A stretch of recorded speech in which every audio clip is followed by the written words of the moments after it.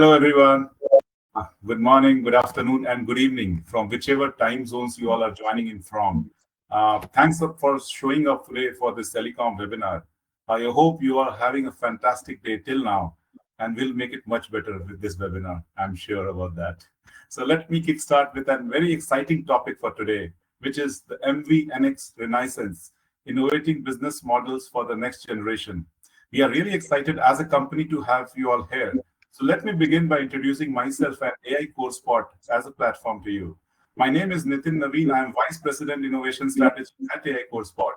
With around a couple of decades of experience in different consulting firms dealing with emerging technologies, I feel very fortunate to consistently engage with numerous stakeholders from different industries, global leaders, and all their incredible problem solving and innovative ideas. Joining me today are a couple of my colleagues. Arvind is here as well, who will assist me, and Naveen is there at the back end, who will add some energy to this event. A big applause to them for their dedication and hard work to bring this event and webinar in shape. Now, let me tell you something about our company, AI CoreSpot. It was founded around 4 years back, and it was created to serve as a knowledge hub, focusing on emerging technologies, which is AI, Gen AI, ML, robotics, IoT, and much more. Our webinars aim to share the latest technological advancements in the industry. We dive into various tech sectors, unveiling a fresh theme every month and steadily gaining momentum. Our goal as a platform is to become the leading AI-driven community where individuals like you and similar interests can contribute to mutual growth and success. We are committed to organizing industry-backed webinars, hybrid events, face-to-face events, grounding our knowledge through credible data from esteemed leaders, subject matter experts, thought leaders, and all our trusted partners. Additionally, we fine-tune our content across various digital platforms which we have, which includes the blogs, videos, podcasts, and the newsletters, which we keep on sending to shed light on this ever-evolving industry. Now coming about today's webinar for which all of you are here for. As I said in the beginning, a really exciting topic is up for today, which is MVNx evolution, transforming business strategies for the next era. Our speakers will provide details and deep dive in few features like industry landscape and evolution, business models and strategy, technology and infrastructure, regulatory compliance, financial and investment outlook, and the last is future outlook and innovation, and a lot more which is going on around in the telecom industry. Our expert panels will share valuable insights and engage in great discussions that you won't want to miss out for. So stay till the end. Now let's kick off the discussion with some quick highlights. Meet our community partners for today. We have great companies which include Ericsson, AT&T, and Infovision, who played a crucial role in coming and making this webinar a success. Big thanks to all our attendees. Your time and presence means a lot to us. We appreciate your being here to achieve your goals and connect with fellow participants. Our platform main goal is to help you gain valuable insights and build some meaningful relationships. So if you leave with a few innovative ideas or build new connections, we'll consider a great job from our side.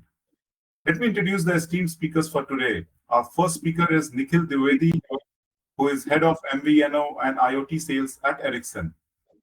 Our second speaker is Tiffany Ormston. She is Assistant Vice President MVNx at AT&T. Our third speaker for today is Maulik Parekh, who was Director Digital Product and E-commerce at Leica Mobile. Our fourth speaker and moderator for the event is Vivek Parmar, who is Chief Business Officer at Infovision. Just one liner disclaimer before we get started. The views shared by the speakers are their personal ones, and it's not related to any organization they represent for. So now over to you, Vivek, to begin this exciting panel discussion. Thank you so much, Nitin, and good morning, good evening, everyone, and welcome to this exciting panel discussion on MVNx Renaissance.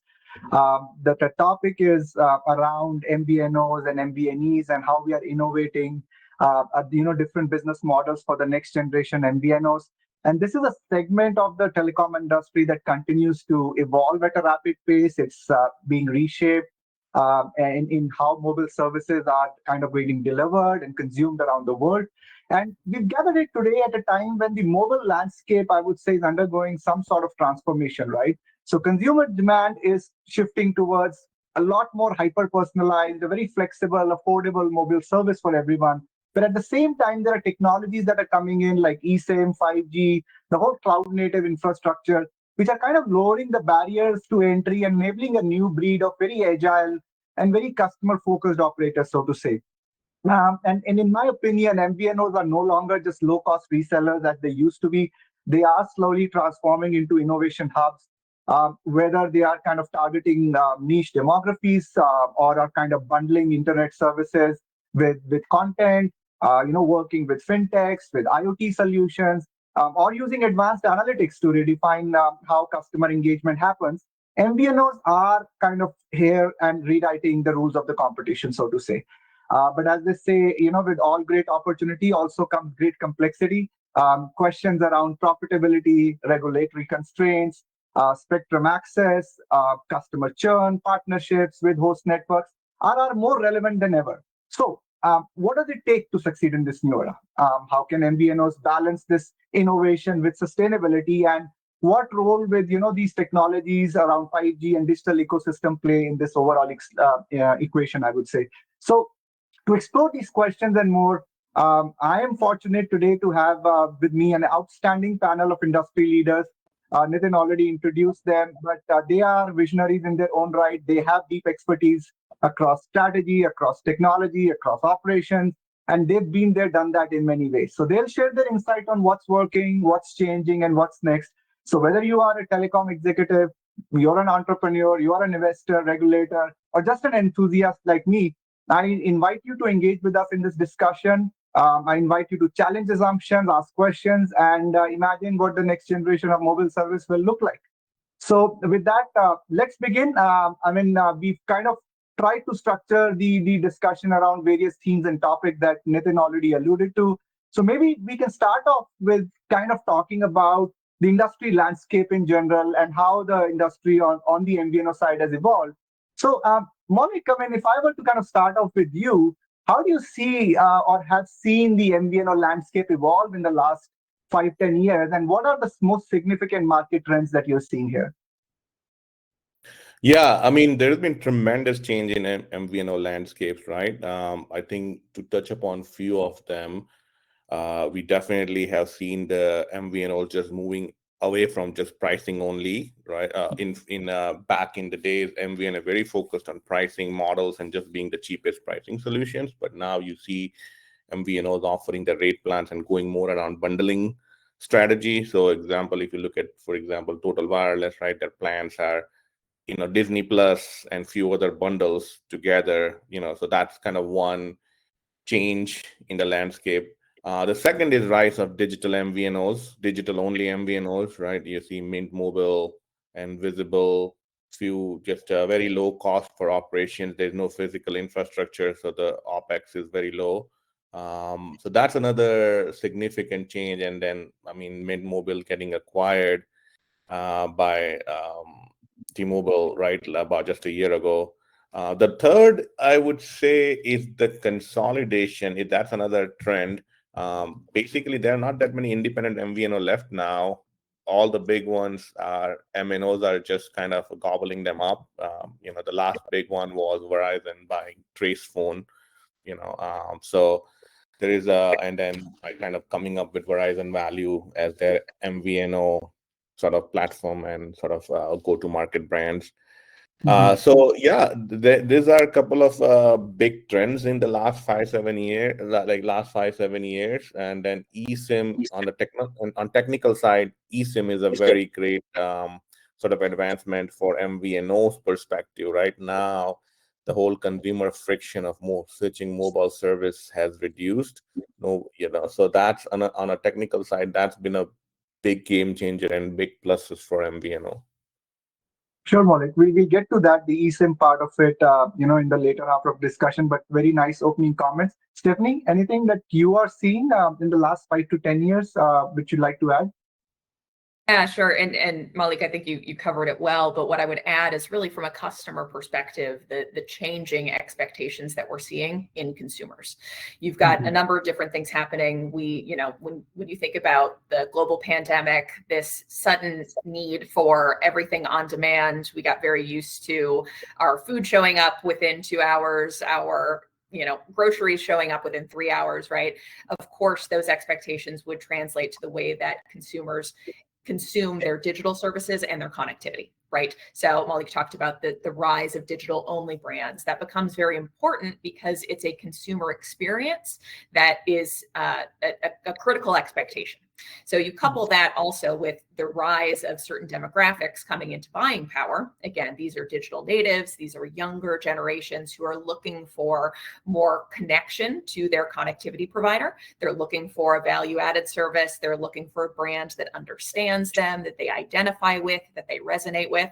And so again, to the point where MVNOs really used to be a price play, we're really starting to see them move into more value-added services and a deeper value proposition to hyper-targeted segments. And this could be, again, young, youthful, urban demographics. This could be different, newcomer populations within certain countries. There are a lot of things there that for MVNOs, they can differentiate themselves by providing either access or experience or, again, value-added services that really resonate with a particular population.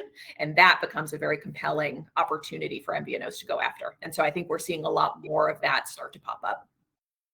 Nice. Nikhil, any opening comments from you overall on the industry landscape and how, OEMs are kind of contributing to it in some way? Absolutely. I think Malik and Stephanie did touch upon some very relevant points here.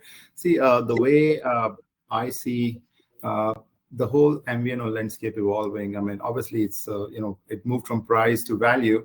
I think, there is this whole notion of being a fully digital brand, with some of the things we are talking here about eSIM and, how AI-driven analytics are going to help MVNOs. But I also see a trend growing where MVNOs are now trying to go in a different niche. So they are trying to really, if you will, like use case centric MVNOs. So I would give example of, Once or One NCE. That's a global MVNO today, and they offer one rate plan, right? One IoT connectivity rate plan, and it's like $10 for 10 years. They really power some low power, field sensors and IoT devices, and it's really a game changer. So I think more and more I see. As the whole ecosystem grows, the partnership levels are really growing, and MVNOs are really trying to find their niche from, just simply targeting a community or, going with like a community-based offers and plans to more of an enterprise use case centric offering and plans, right? Another example I would like to quote here, recently I was reading that Uber chip, in Brazil, I think they started with a plan for Uber drivers, right? Really focusing on connectivity for Uber drivers.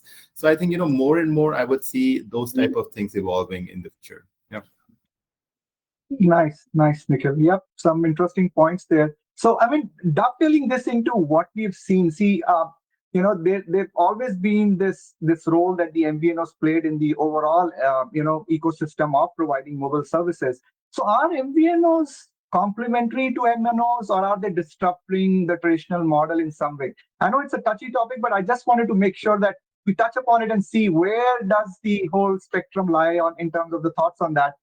Stephanie, maybe we start with you, if you have any thoughts on this. Yeah, I mean, honestly, they're both, right? And they should be, right? So there's a level of healthy competition that needs to be introduced because it creates innovation. That disruption, that opportunity pushes the MNOs to be better. It pushes the other MVNOs to be better. So there's very much a level of having novel ideas, having novel business models, novel go-to that improves all services for consumers at the end of the day that we respect and appreciate.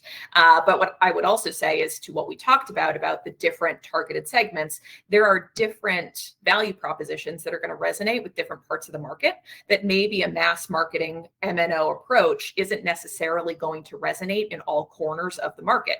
And so MVNOs actually become very complementary in that space because they allow the opportunity to target populations where traditional branding techniques, traditional mass marketing techniques don't really reach. Very well put, Stephanie. I kind of agree with that idea. I think it's a bit of both, right? And it's kind of complementary. Malik, any thoughts from your side on this? So just coming from MVNO, right? I think it's more of a competitive side of a lens, right? It's more tilted towards that. And I think it's a healthy competition, and we will touch upon it. And the way I see it, and that's why there is a lot of acquisitions, right? Because when you see competition, but it's kind of how do we kind of continue to evolve, and that's why MNOs are acquiring MVNOs, right? And I think the big ones now left in US, they just don't have that many huge subscriber numbers as you compare them to MNOs. But it could be complementary, as Stephanie mentioned, in some cases where MNOs are not able to serve those markets and whatnot, and MVNOs comes in, right? Interesting.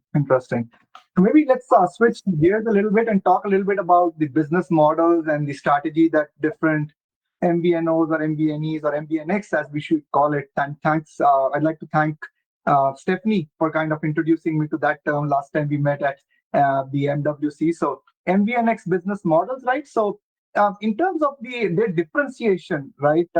Nikhil, if I were to kind of come to you, how do you see MVNOs differentiating themselves in this market? And both the other speakers have kind of alluded to the fact that it's getting kind of closer and closer, saturated in some way, going after the same customers. How do you see this whole MVNO business getting differentiated? I know one aspect was, of course, targeting the niche markets. What else are you seeing? Yes, I think and I just wanted to add one more point there. See, I don't see this as a disruption without a reason. I think it's a disruption for a cause. There is a gap. There is a clear gap, and that's why you see some of these new MVNOs. They really get their success from it because they really try to address that gap or fill that gap. So I think MVNOs really can differentiate themselves even further because despite of market being highly saturated, despite of ARPU challenges which lie ahead, MVNOs ride on innovation, right? MVNOs ride on being as close as possible to their end customers. So they really somehow represent the voice of the community, voice of the end customer, wherever they target. So I think for them, differentiating really means about targeting the unserved. So, it could be like consumer cellular, right? Going after seniors, and they come up with some interesting value proposition when they bundle their plans. So they are not just offering mobility plans, they're also offering plans for a purpose, right? They try to bundle it with healthcare, add-on sometimes. Then, for example, Gen Mobile, right? Targeting or being viable for roamers. So I think it's really targeting the unserved. That's really where they differentiate. I also see a lot of hyper personalization coming in, and thanks to this technological advantage which we have right now. I mean, you have entire 5G, 4G, 5G telecom data which is available via APIs and so on. So an MVNO, especially if it's the full MVNO, they can really go for hyper personalization of their plans. They can really go and offer custom plan, right? Things like build your own plan, stuff like this. And then there are MVNOs who are really digital first onboarding MVNOs, right? Where you can just offer an app. You don't need a store. You make the whole onboarding so seamless and so easy that somebody can just take a plan or switch a plan. So I think that's where the differentiating factor lies, in my opinion. Yeah. And a lot of platforms are enabling those kind of things, and I see a lot of ISVs kind of making those platforms, enabling digital-only experiences, and that is kind of really reducing the time to market for some of these MVNx related opportunities. Stephanie, any inputs from your side on this?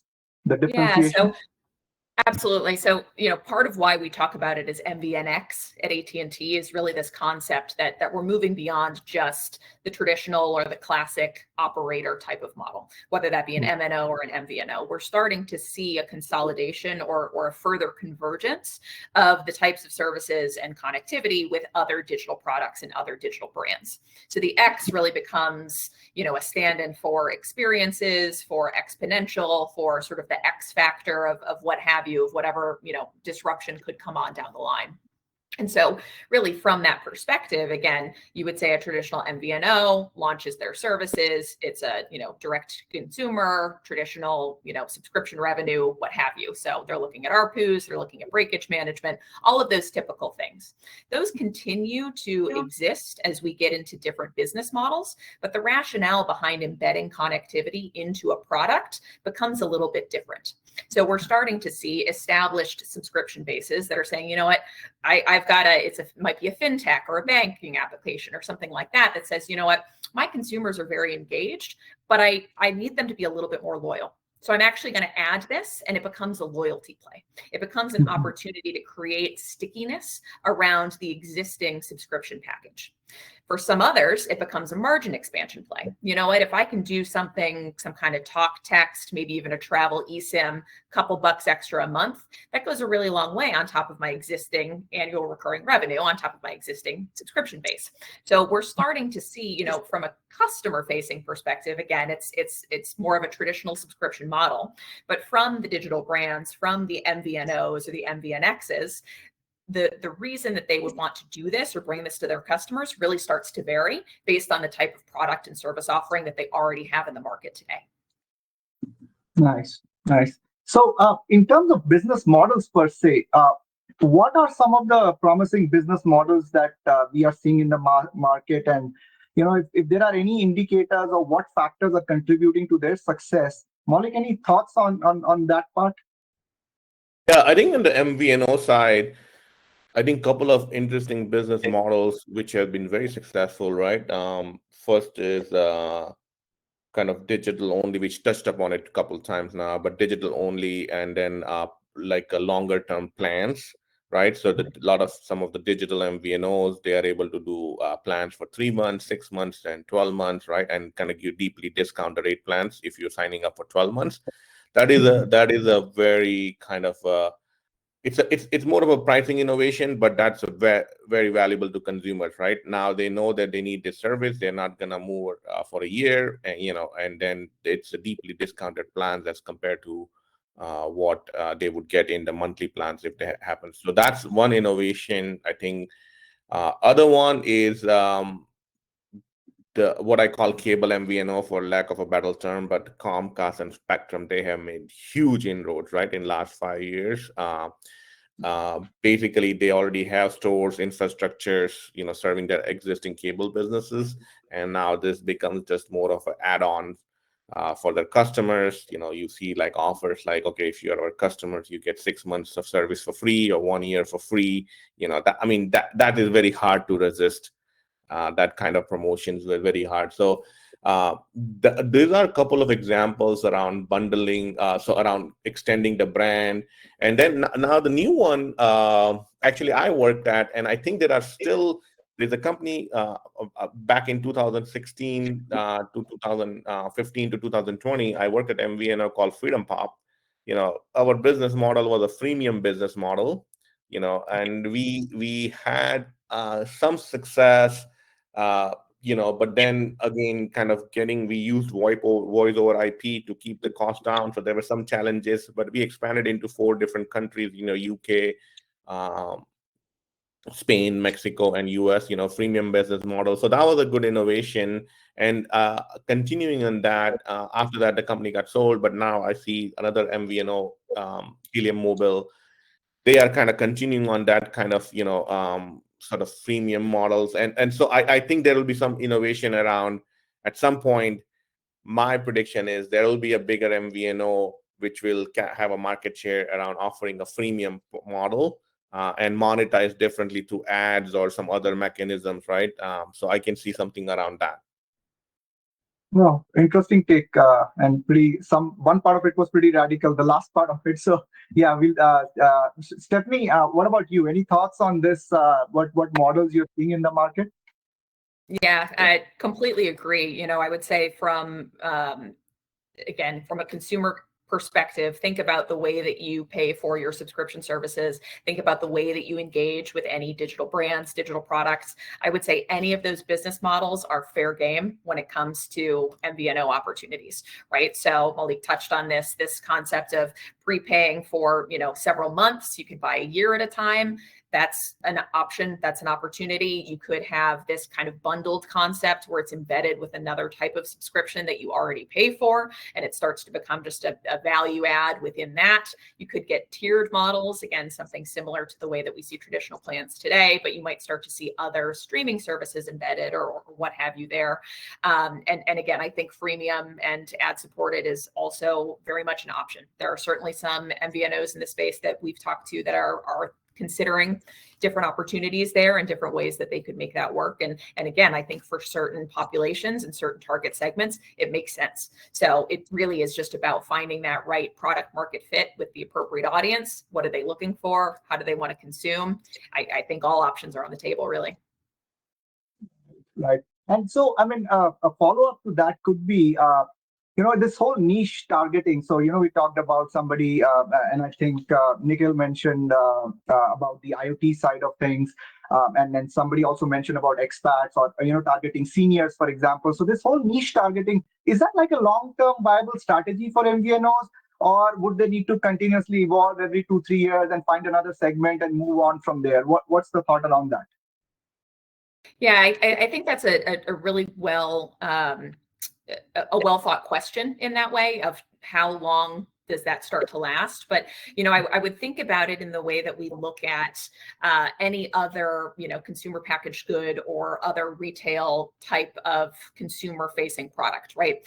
You have this history and you have this legacy of kind of a house of brands type concept or a brand portfolio type of concept. You can look at luxury goods. They've got this. You can go down the cereal aisle. You see this, there are all sorts of very specific packaged brands that target very specific tastes, very specific preferences. Certainly those evolve over time, but some of them do have staying power. And so it really is up to the best ones to figure out what is the staying power, or do they need to maybe launch a flanker brand or launch a sister brand or something like that to fit just to the next target segment that is starting to emerge. And again, as we start to see these digital models and we start to see the different platforms, it becomes very easy to spin up new brands. And it really is about finding one that actually resonates. And so, this is where I start to say, and I always have to be careful when I say this, but the technology is becoming the easiest part. The hardest part is cutting through the noise and telling the story of who am I trying to target, why, and why should they care about what I have to offer. Yeah, and it's easier when you're Ryan Reynolds, right? So yeah, you can do that much easier. You've got a brand in and you've got a following in place to do that.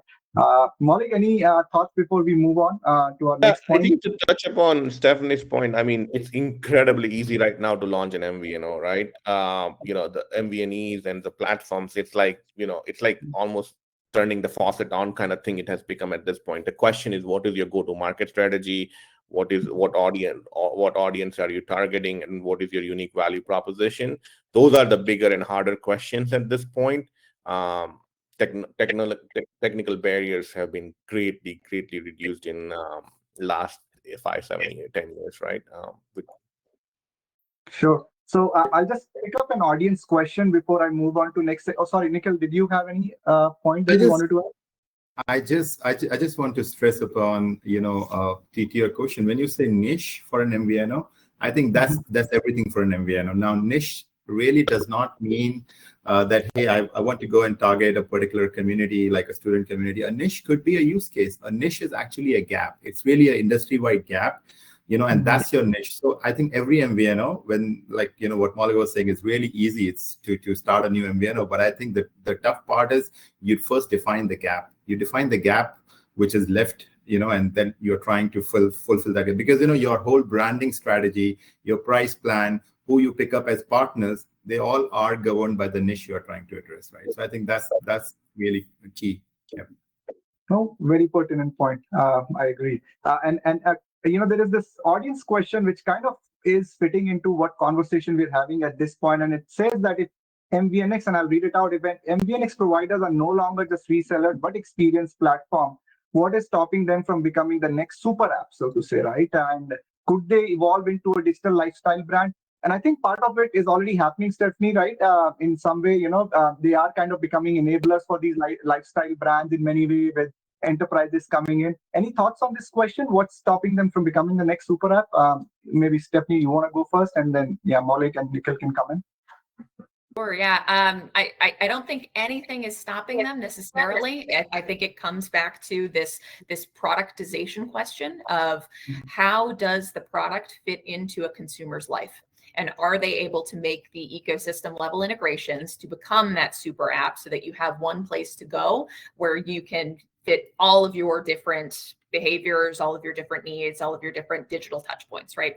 And so certainly I think there's appetite for it, and I think there's interest for it.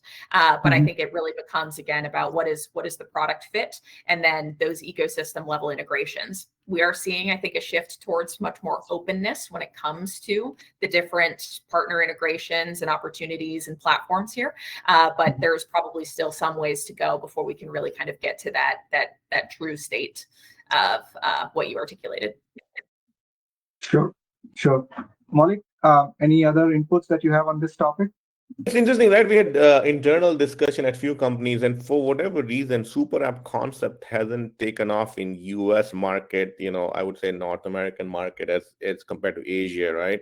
I think Uber, in my mind, Uber is close to the super app I can think of at this point, but even that, there are a few transportation and food delivery things, but nothing else. As compared to, you look at companies in China, pretty much only thing you need is one app, and you're living everything, just doing everything, buying movie tickets, or ordering food, or doing transactions, everything to one app, right? So yeah, it's interesting. Maybe it might change in future, but I personally feel like that the super app concept, the consumers here in North American US market, they're more like, okay, they have segmentized, and like I want to use this app for doing this, I want to do this app for doing this, and it's a consumer preference question for me. Interesting. Yeah, that's an interesting take. So yeah, we'll move on. Nikhil, something that you should be really keen on answering. Now we're moving on to the technology and infrastructure part of things. So maybe I'll just start off with you on this one. So what sort of innovations are you seeing on the technology front, and things that are most relevant for the MVNOs per se at this point of time? I know we touched upon a few like eSIM, 5G, etc. What's your take on the overall picture for the technology innovations happening in this area? Yeah, I think from the perspective where at least my company and my engagements are, and my vision is, I think we are in a very interesting time right now, because there are a few key enablers when it comes to technology advancements, which will shape, which they're already shaping today, but which will continue to shape MVNO's future. There are three which really strikes out. There is obviously eSIM, which we all mentioned, and eSIM really gives MVNOs a flexibility to be a totally app-based, totally digital experience. But there are limitations with eSIM, like not all devices are currently supported. So that has to really catch up. Then I think 5G, and there are a lot of features which 5G is bringing in. Not everything is today viable in North American market, but if you look around, countries which have really went into network slicing at scale, for example, South Korea, China, Japan, Sweden, Germany. They are really leveraging the whole network slicing concept, and I would be, I think, for MVNOs, it would be a great new thing, because so far, if you see, MVNOs have always struggled for quality of service, especially when it's a high peak time or a demanding situation. With network slicing, MVNOs can really have an agreement with MNOs to kind of own their own piece of slice, and they can offer quality of service. So that would be an interesting technology advancement here. And I know there are a lot of trials and stuff going around in North America currently on that. I believe the last one really is around AI, right? I mean, AI and what AI can do. We are seeing art of possible of what AI can enable, all the way from chatbots to, for example, you can predict the churn. When your customer calls in as a CSR agent, you already know why the customer is calling in. Is he calling to buy something more, or is he calling to maybe churn? So I think those tools and how you can leverage that in reality is going to be very, very critical for MVNOs. And from a technology perspective, they all exist. They are going to make, in fact, the whole ecosystem very, very interesting. Interesting. Stephanie, anything that you want to add on this one? I completely agree. What I would add from an operator perspective, again, is, historically we've really approached the network from obviously a standards-based, architecture and approach, but for the most part, it's been pretty closed down, for security protocols, for all sorts of reasons. We really haven't thought about opening up access to network capabilities or to network functions, right? That is starting to change, right? So you're starting to see with the Open RAN, with open APIs, with the conversation around network APIs, network APIs really just become a way for developers to either control or understand certain network conditions, right? And so we're starting to make those advancements and expose APIs in such a way that allow for more rapid provisioning to the network, that allow for understanding of latency across the device. Even the uplift on quality of service, like you mentioned, could happen at an API level. So we're starting to see some changes there, which again, I think will start to spur innovation in the business models like we talked about. When you think about how a developer could come in and start to build a differentiated type of service experience for a customer based on the network fabric and the network innovations that exist. Interesting on the service quality side of things. Nikhil, what are you seeing on service quality and in terms of challenges MVNOs are facing in maintaining a service quality? And are there specific inputs you have on how they can overcome some of these infrastructure-based limitations? Yeah, absolutely. I think I would just like to answer this and also relate to the question which somebody in the audience asked about the super app. Now, if you see, if you put all the technology pieces together, right? I mean, there are a few key things which are coming all together, right? There is the precise location from the network. There is the API ecosystem enablement, which Stephanie was mentioning. Right now, there is a SMO architecture, which is being shaping up in 5G world, right? And SMO architecture really helps you to write RAN applications, which actually sits as close as possible to the radio network. So now things like, which was impossible for an MVNO in the past, like knowing the precise location of your subscriber, which actually enables you for that killer app to really, either tie it up to a restaurant, tie it up to a discount, but it should be at the point of presence. So, it doesn't make sense if I'm moving around and I'm 1 mile away and now you're giving me an offer which was, left behind, right? So those things can be enabled now more and more because of, like I talked about SMO, R apps, they are coming into play. So I think, as far as the quality of service goes, there is more focus on service differentiation, what you can do in terms of hyper-personalization. And I think these things comes together. Quality of service can further improve because right now it really depends upon what agreement you've signed with the MNO, right? In some agreements I've seen, you obviously have guaranteed QoS, right? But then in some there are not, right? So I think, it's really about what you have signed, but going forward, you can really ask for a network slice. You can actually ask for a virtual slice. Obviously, it comes at a price, but there is a lot of tremendous value if you're powering a mission-critical use case using that slice. So, yeah. Nice. Maulik, from your perspective, you've been, you've worked with a lot of MVNOs. In terms of the maintenance of service quality, what were your thoughts or some discussions that you had internally on maintaining it? Yeah. So I think in terms of service qualities, right? It's basically all the MVNOs have negotiated like uptimes and whatnot, right? So unfortunately my background is more on the commercial side, but basically I think service quality for the most part it's become so reliable in last few years from what I can see. And the MVNOs, most of the MVNOs at this point, they cannot use the service quality as a differentiator because it has become, the infrastructure has become so reliable.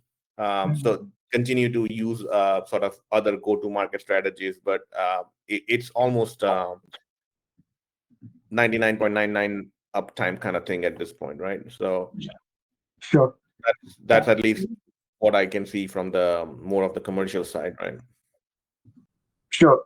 Staying with you, Maulik, I'll just move on to another topic around regulations and compliance. You've been on the commercial side, right? So Did you see any specific regulatory hurdles per se in the MVNO business while trying to either enter or expand into different markets?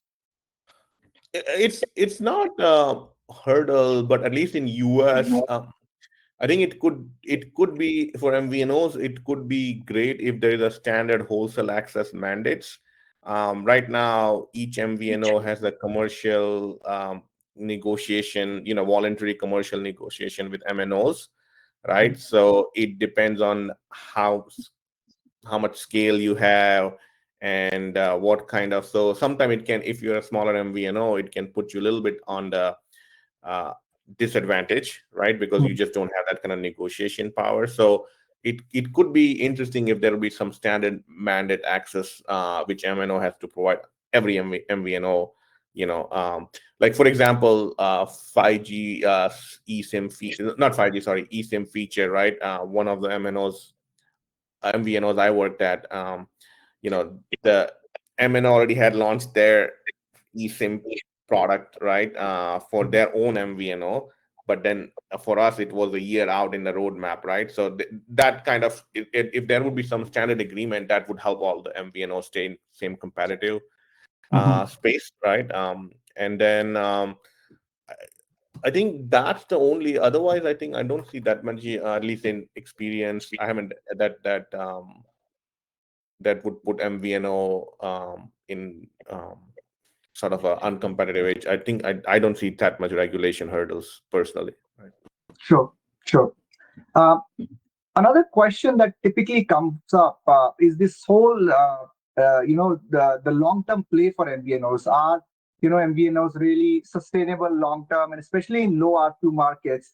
Any thoughts on that from you, Stephanie? How are you looking at the whole sustainability of the business model for the longest term? I know we discussed a few strategy, but is this the whole concept around low ARPU still very true? Is it still sustainable? The whole concept everybody asks is it still a utility in some way, and all that the discussion come up. What are your thoughts on this whole topic? Yeah, I think that's again a good question that way. So I think consumers are always going to need connectivity.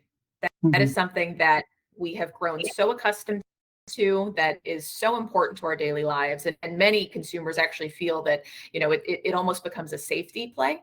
They feel unsafe or insecure if they don't have if you leave your phone at home, or if you don't have service. There's an emotional component to that. So consumers are always going to need connectivity to some extent or another. So there will always be a market there for MVNOs to go after. I think the conversation becomes, how do they do that? And we are starting to see, like we have, all talked about, and like we've talked about earlier, the expectations that consumers have from their brands, from their services that they subscribe to, that they engage with, are changing. And in some cases it is, they're looking for value, they're looking for the lowest price, but in other instances, they're looking for more meaningful ways to engage with brands. And so I think the most successful MVNOs will be those who can figure out how to continue to engage that community and their community of choice. And that is not an easy task. Obviously, these expectations change, needs change, all of that. But again, the most successful MVNOs figure out who their audience is, and they know how to continue to engage them and provide them with value-added services, perks, or other types of capabilities that are really important and that resonate. And that will be the key to sustainability. Interesting. Nikhil, any take from you on this topic? Whole business model being sustainable for the longest term? I think I totally agree to what Stephanie said. I mean, consumers would always need connectivity, and that's such a not even emotional. I think it's more of a necessity in today's era, right? I mean, everything is connected, so nobody wants to be left out. And MVNOs, till the time they find their niche, they find the gap which they're trying to fill in. That's going to be really important for their long-term viability. And more, I believe, there will be, industry is going to give them a lot of opportunities, because as some of these technologies come into play, as the network becomes more and more open, there is going to be features, services to really leverage off the network, right? Because if you compare 5 years down the line to now, it's so much open. There are so much APIs, so you can really cause that service differentiation, right? It's really exposed and available. So I think going forward, yes, it's a long-term play. They are here to stay and even thrive and fill those gaps. Interesting. Before we move on to the next section, there are a few questions that are there in the question panel. Let me pick one of them, so I'll read it out verbatim. This goes like, how are MVNOs planning to monitor overall quality of experience and customer satisfaction? Are they relying on the MNO for this, or do they have their own CEM, which is the customer experience management software, in place? Any thoughts on this question? Open to anybody on the panel, whoever would like to take it up. Yeah, I mean, I can maybe start. So I think experience is really tightly coupled to the data. Data is a gold mine. So if you are a full MVNO versus partial MVNO versus just a reseller, it really dictates and depends what type of data you have access to, right? So if you are a full MVNO, that means you have your core. You are just leaning on an operator's radio network. You have almost the entire data. So then it's about what tools you have deployed in your own IT ecosystem to kind of proactively take that data and find insights. It's all about data insights. The data speaks such a lot about the experience which you are giving to your end customer. So if you are proactively predicting, monitoring that data, predicting the experience, you exactly know, right, when your customer is going to churn or are you going to grow the next quarter. So that is really evident from the data. If your customer care calls are increasing versus recharges, if they are reducing, you exactly know. So I think there is the whole science behind it, where you can really invest and be very, very aggressive into mining that data and finding those intelligence. And so you are not left in a shock and surprise, hey, why that happened to my customers, in the following month or quarter. So I think it's all about how you utilize some of these things. Okay. Yeah, I would agree with that. The only thing I'd add is certainly churn has historically been the lagging indicator that has always said, are my customers happy or not? That's always been, what we look at. That's what the industry looks at. That's what the market looks at, but it's lagging, right? And so to the point is you have to figure out how to, what are the most meaningful and engaging touch points along that customer journey that you can monitor and collect data from along the way. So is it calls into your care center? Is it engagement with the application? Is it use of, ancillary or other services, upsells, co-branded opportunities, something like that, right? So the more that you can start to figure out what those are, and again, continue to engage the community in meaningful ways, that becomes really what your ideal touch points are to measure what your quality of experience is. All right. Okay, I think we are getting into the last segment of the conversation, which is about looking into the future, and looking at the crystal ball to see what's in store for us. So let me start off with a bit on the technology side of things, and maybe we can start with you, Nikhil, on this one. So how will AI, automation, and the digital-only model that we talked about right in the beginning of the conversation, how will that reshape the MVNO ecosystem in the next 4 to 5 years as you see it? Right. I think, as we mentioned about some of these technologies coming all together, I think 5G, IoT, they will really shape up a lot of value which an MVNO brings in. 5G will, keep opening, exposing network capabilities, make it available to the MVNOs. IoT will keep powering the use cases. I think, fast forward, if you look in the future, you already see trends gathering up saying that there will be millions and millions of micro use cases, right? Starting from connected car to smart factories to, road infrastructure, remote healthcare. And I think as far as an MVNO goes, that's where you have to find your niche. You have to find how you can address that niche from an agility perspective, and then gradually achieve the right scale. Whether that scale comes from roaming operations, whether that scale comes from local operations, right? It is going to be very interesting. But I think as far as the future goes, some of these things are going to govern, and then there are always some industry leaders. And my favorite has always been once. and I've been tracking them very closely with whatever they have done with their price plan and the business model they have gone after with. And I think I mentioned that earlier in this session. They offer a $10 plan for 10 years. And that's really a good game changer when you see when you're trying to power those millions and millions of low power IoT sensors and devices. So I think future is really bright, if I just put it. Sure. Stephanie, what's your take on this? AI automation, digital only? What are you seeing and what do you see happening in the next 4 to 5 years? Honestly, I'm still looking at the next 4 to 5 months at how quickly things are changing and how much, is happening so fast. So obviously, you're going to see AI improvements at every level of the stack, right? So from a network level, from a network management, network performance, so certainly when it comes to, performance management or quality of service management, I think there will be continued improvements and continued advancements there.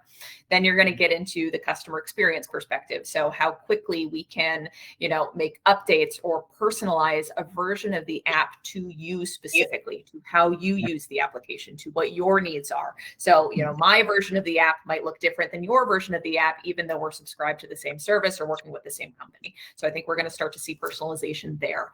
Again, when we think about customer care or any follow-ups, if I have to engage, I think we're going to see more agentic opportunities here and probably, hopefully, get to the point where a lot of these things are going to be solved proactively or right before I go to make the call. It's going to be hey, we see something, here's what the agent did to make sure that, it's fixed or your bill looks the way it's supposed to or something like that. So I think we're going to see AI hit at a number of different areas. And so in 4 to 5 years, I imagine that this is going to be a wildly different conversation in terms of how we're consuming these services and how we're engaging with our connectivity.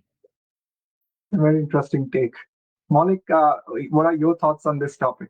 Yeah. I think to Stephanie's point, right? We're not 4 or 5 years, but I feel like just in a year, next year or so, just short term, right? I think a lot of this, couple of areas, I feel like internally in terms of operations, right? Like running campaigns around consumer engagement and reducing churn and some of those, a lot of these things has like so much potential to get automated, right? Agents running campaigns and I think there would be some staffing impact as well. You might not need that many people to run the same operations in the next few years, right? So they can be deployed elsewhere in MVNOs to kind of be more customer focused, but there will be a lot of automations. And I also see, I think some MVNOs have started just doing personalized plans, right?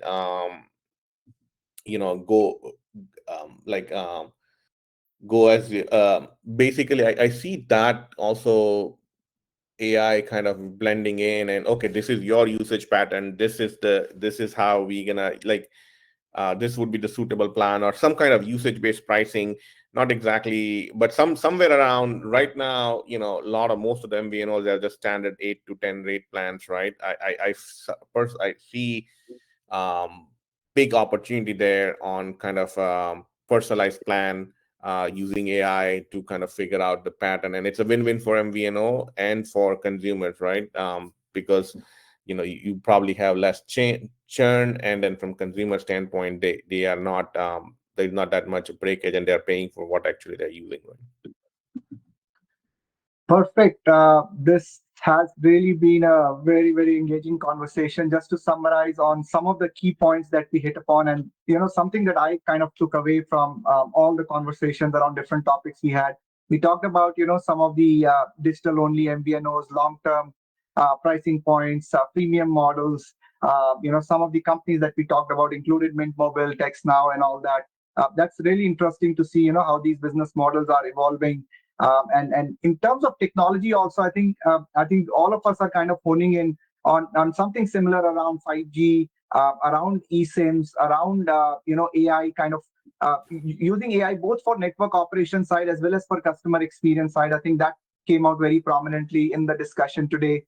And then I think in terms of the future, I think how we will look at AI is in terms of both making sure that the network operations are taken care of, but also on the customer experience side, how do we proactively manage that customer experience is something that came out very strongly in the conversation. Again, I'd like to thank all three panelists for their wonderful inputs and to the audience for engaging with us on variety of these topics and putting in their questions. I really had a thoroughly enjoyable time here, and I also learned a lot. I hope it was the same for all of you. And here you go, Nitin, back to you to close out. Yeah, thanks a lot, Vivek. Yeah, thanks a lot for you also for moderating this session beautifully. And we would like to thank all our community partners also for today, eminent speakers, Tiffany, Nikhil, Malik, and every participant who came today for getting the knowledge through this forum and fostering a great discussion. I think the questions also were really exciting. So I'm sure the panelists delivered exceptional session, and as liked by the audience, we are grateful for your eagerness to collaborate and impart their knowledge through this forum. Just for your information, today's webinar was broadcasted live on LinkedIn Live, and for those who couldn't attend the session or wish to review it later on, the recording will be accessible on our company's YouTube channel. We are excited about the upcoming technological innovations we will be delving this year. Our future events will cover a wide array of sectors, which includes banking, financial, insurance, telecom, retail, consumer goods, media, healthcare, supply chain, manufacturing, and a lot more. So keep in touch for ongoing education opportunities in all the sectors. Stay updated on tech news by visiting our website and follow us on our social media channels. There you will find comprehensive information, notification for the upcoming events, guidance on how to sign up. All are available there. Your support is key, so please engage with us and support our content online.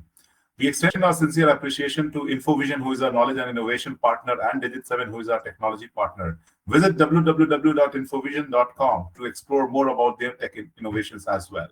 It was a pleasure to present this session, and we hope you enjoyed it as much as we did. We look forward to more engaging sessions in this future. Take care. Have a great day and year ahead. Thank you. Thank you. Thanks, everyone. Thanks to the panel.